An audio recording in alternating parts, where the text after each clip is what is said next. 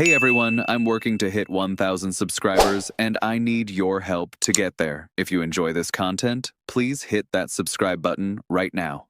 Listen, something's brewing with the Phillies that nobody's really talking about yet, and I need you to pay attention because this could change everything. We've been sitting through the quietest offseason in recent memory, watching other teams make moves while Dave Dombrowski seems to be playing chess while everyone else is playing checkers.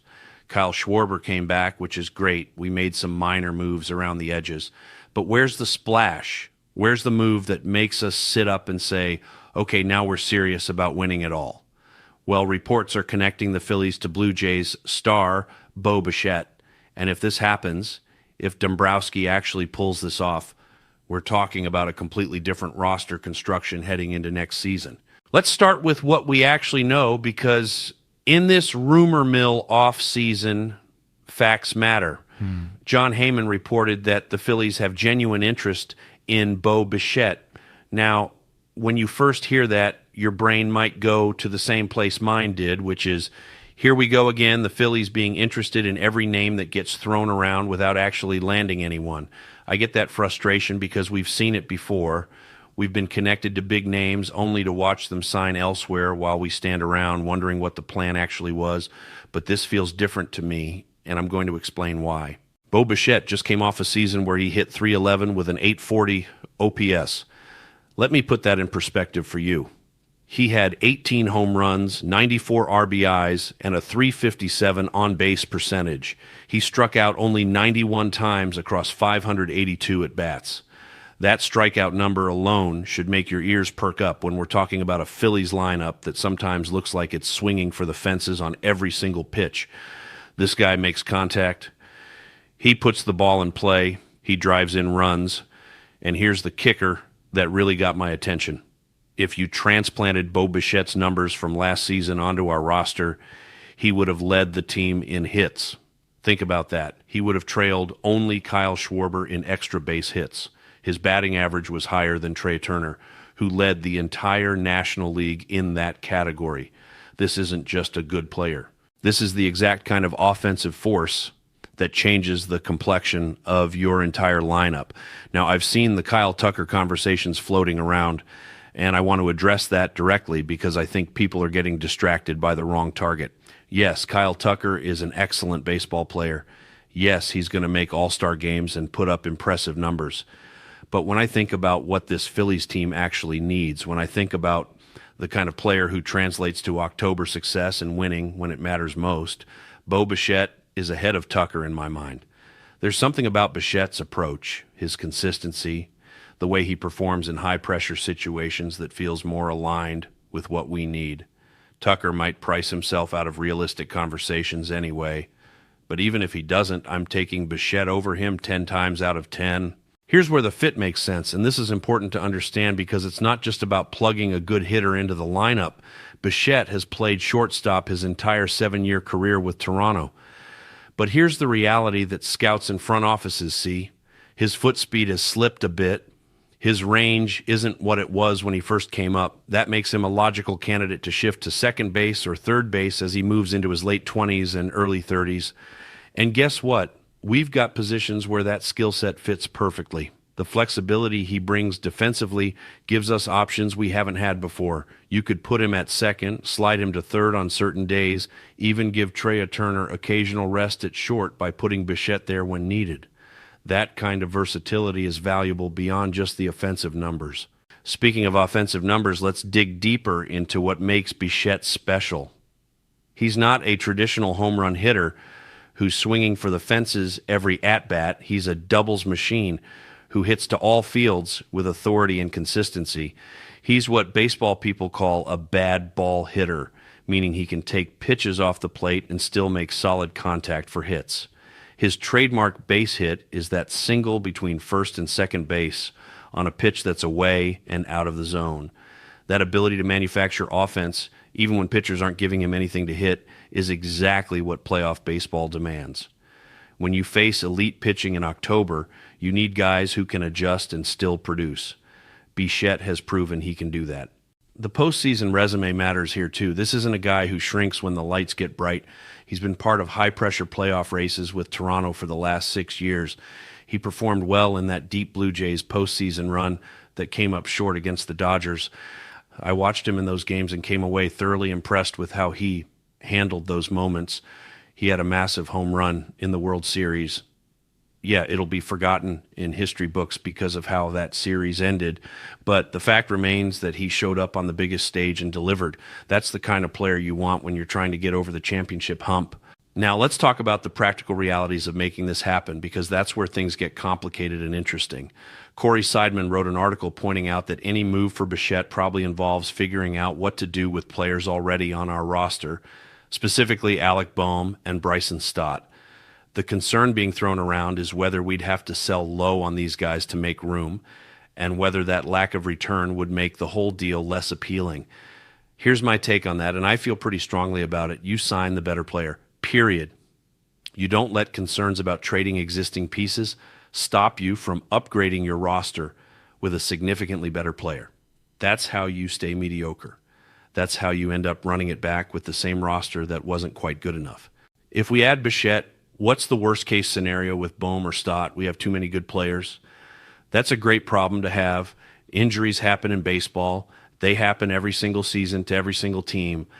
Having depth and quality options means you can rotate guys, give players days off at certain positions, keep everyone fresh for the long haul. You could give Trey Turner a rest at short and put Bichette there, play Boehm at third, Stott at second, mix and match based on matchups and how guys are swinging.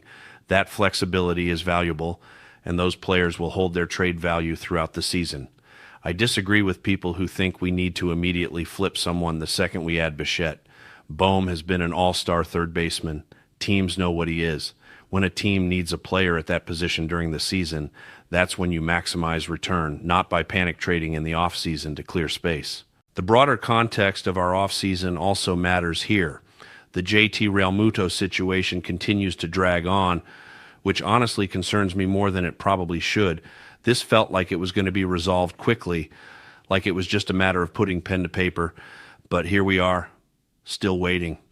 I struggle to see alternatives to Realmuto that make sense when you factor in everything he brings beyond just hitting stats. His leadership in the clubhouse, his management of the pitching staff, his playoff experience, all of that has value that doesn't show up in spreadsheets. Yeah, people throw around names like Adley Rutschman in trade speculation, but I want Realmuto back. The fact that it's taking this long makes me nervous about what's happening behind the scenes. Back to Bichette, though, because that's the move that has me genuinely excited about this offseason for the first time. Look at his career numbers. He's a .294 career hitter. He's led the American League in hits twice. Last season's slash line of .311, .357, .483 with an .840 OPS would have made him one of our best hitters immediately. Not just a good addition, one of our absolute best players. That's the kind of impact we're talking about. This isn't tinkering around the edges or making a move that might help in specific situations. This is a foundational piece that changes how opposing teams have to approach our entire lineup. The money is going to be significant, let's be honest about that. Bichette is going to command a serious contract, the kind that makes you gulp a bit when you see the final numbers. But this is where you have to ask yourself what you're actually trying to accomplish. Are we trying to compete for championships, or are we trying to run a fiscally conservative operation that makes the playoffs and hopes for the best? Because those are two different philosophies that lead to two different approaches.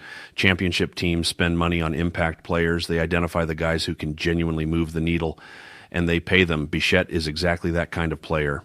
I also think there's something to be said for injecting new energy into this roster. We've run basically the same group back for a couple years now, making minor tweaks but keeping the core intact. There's value in continuity, sure, but there's also a risk of stagnation.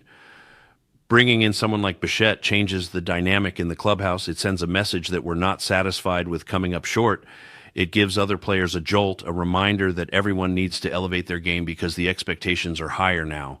That kind of psychological impact is hard to quantify, but it's real, especially for a team that's been knocking on the door without quite breaking through. The defensive positioning questions are legitimate, but also solvable. Yeah, Bichette has lost a step at shortstop. That doesn't mean he's a liability. It just means he's better suited for other positions at this stage of his career. Second base and third base are both options where his skills translate well. His arm is strong enough for third, his hands are good enough for second, and his baseball IQ means he'll adjust to wherever you put him. The versatility actually makes him more valuable, not less, because it gives the manager options for how to deploy the roster on any given night. Here's what really gets me fired up about this possibility. Bichette is exactly the kind of player who thrives in big moments. We saw it in Toronto when they made their playoff runs. We saw it in the World Series when he went deep in a crucial game. That clutch gene, that ability to come through when everything is on the line, that's what separates good players from great players in October. We need more of that. We need guys who don't shrink when the pressure mounts, who actually seem to get better when the stakes are highest. Bichette fits that profile perfectly. The comparison to Kyle Tucker keeps coming up, so let me be clear about why I prefer Bichette. Tucker is an excellent player with impressive tools and counting stats that look great in a contract negotiation. But when I watch him play, when I think about what he brings to winning baseball in October, something doesn't quite click the same way it does with Bichette. Maybe it's the consistency factor. Maybe it's the approach at the plate. Maybe it's just a gut feeling based on watching hundreds of at-bats from both guys. Whatever it is, if I'm building a team to win a championship right now, I'm taking Bichette over Tucker without hesitation. The logistics of making this happen are complex but manageable. Yes, it means dealing with the Bowman-Stott situation. Yes, it means committing serious money to another star player. Yes, it means shuffling the defensive alignment and figuring out how everyone fits. But those are all good problems to have. Those are the kinds of challenges that come with building a championship roster. You don't avoid adding great players because it creates complexity. You embrace that complexity and trust your front office to figure out the details. What worries me is the alternative. What if we don't make a move like this? What if we essentially run back the same roster that's come up short, hoping that internal improvements and better health will be enough? That feels like a recipe for disappointment. The window for this core group is right now. Trea Turner is in his prime. Bryce Harper is still performing at an MVP level. Zach Wheeler and Aaron Nola give us ace-level starting pitching. This is the time to push chips to the center of the table and go for it. Bichette represents exactly that kind of all-in mentality. I've seen the questions about whether we can actually pull this off, whether Dombrowski has something up his sleeve, or if this is just another rumor that leads nowhere. That's fair skepticism given how quiet this offseason has been. But I choose to believe that the quiet doesn't mean inactivity, it means careful planning. Dombrowski has built championship teams before. He knows what it takes. If he's identified Bichette as the target, if the interest is real, then I trust him to figure out how to make it work. The financial commitment will be substantial, but so was every other big move that's helped us contend in recent years. The fit makes too much sense for this to be just smoke. We need offensive production from multiple spots in the lineup. We need guys who can adjust their approach and still produce against elite pitching. We need players with playoff experience who don't get overwhelmed by the moment. Bichette checks every single one of those boxes. He makes our lineup longer and more dangerous. He gives us flexibility defensively. He brings a winning pedigree and clutch performance when it matters most.